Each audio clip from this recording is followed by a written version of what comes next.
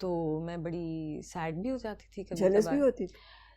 Jealous, I don't know jealous होती थी या नहीं, लेकिन अंदर ही अंदर सैड होती थी अच्छा। कि यार मुझे भी करना है, मुझे क्यों नहीं मिल रहा।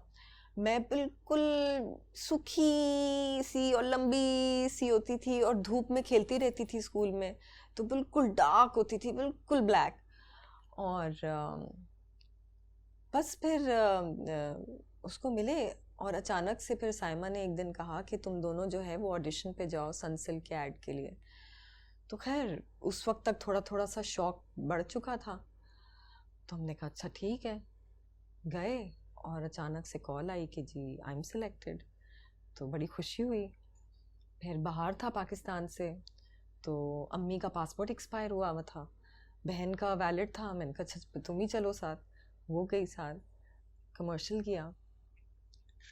वो कमर्शियल आया कोई 3 महीने के बाद, और बस जैसे ही वो ऑन एयर आया तो बस साइमा, क्योंकि बहुत हमारी इंडस्ट्री में एज सच कोई एजेंट्स तो हैं नहीं जिनके हाँ। थ्रू हमें कांटेक्ट किया जाए। उस टाइम पे वो साइमा को कॉल करते थे कि आप जानती हैं ये कौन मॉडल है जो आई है, तो साइमा मेरा नंबर दे देती थी।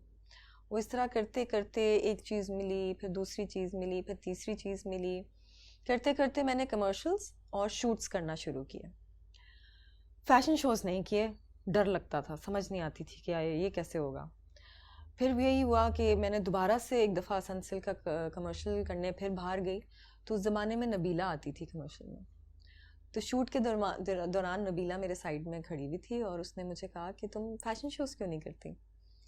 तो मैंने उसको कहा, मैंने कहा I don't know, I am very scared, you know लोग बैठे हुए हैं और रैंप है, हाँ। मुझसे नहीं होगा। और जूता टूट गया तो? जूता टूट गया, मैं गिर गई, हाँ। मतलब आई डोंट नो। मैंने कहा I am just very scared, I think I am very happy doing these commercials and shoots. खैर वो बात वहाँ ख़त्म हो गई, हम पाकिस्तान आ गए वापस।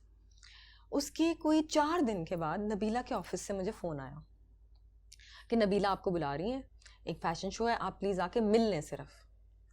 खैर मैं डरते डरते अम्मी के साथ पहुंची।